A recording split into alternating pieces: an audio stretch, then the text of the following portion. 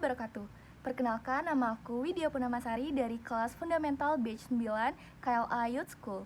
Pada kesempatan kali ini, aku akan mereview singkat film yang menurut aku heartwarming banget, yaitu The Terminals yang dibintangi oleh Tom Hanks. Jadi, film ini bercerita tentang Viktor Navorski, seorang pria dari negara fiksi bernama Krakozia yang datang ke New York.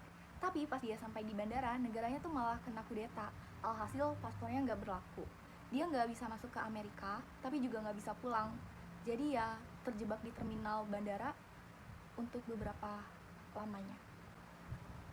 Film ini sebenarnya bukan cuma soal orang yang kejebak di bandara, tapi lebih ke soal harapan, kesabaran, dan gimana seseorang bisa tetap bertahan meski keadaan nggak ideal. Kadang hidup tuh lucu ya, kamu bisa nemuin makna justru di tempat yang paling nggak kamu sangka. Yang pertama, Victor bingung banget pas dikasih tahu negaranya kacau. Pas baru nyampe bandara, Victor dikasih tahu kalau negaranya kena kudeta. Dia cuma bengong, gak ngerti apa-apa, dan cuma bisa duduk diem di kursi. Ini kesian banget, tapi juga bikin kita mikir gimana kalau itu terjadi sama kita. Yang kedua, belajar bahasa Inggris dari iklan dan buku kecil. Dia gak ngerti bahasa Inggris, tapi pelan-pelan belajar dari papan iklan, buku panduan, dan dengan orang ngobrol. Ini lucu sih, tapi bikin kita kagum karena dia niat banget buat belajar sendiri. Yang ketiga, ada mandi dan tidur seadanya di bandara. Victor tidur di kursi, pakai troli buat dudukan kaki, dan mandi pakai wastafel di toilet umum. Adegan ini memang sedih, tapi juga nunjukin kalau dia itu kuat banget dan bisa bertahan tanpa mengeluh. Yang keempat, bagi makan sama petugas kebersihan.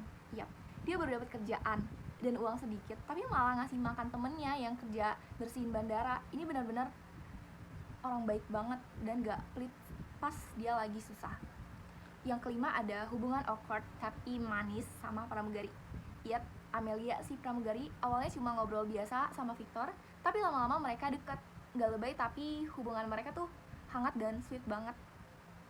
Yang keenam, dapetin uang dari ngembaliin troli. Ini salah satu momen paling lucu.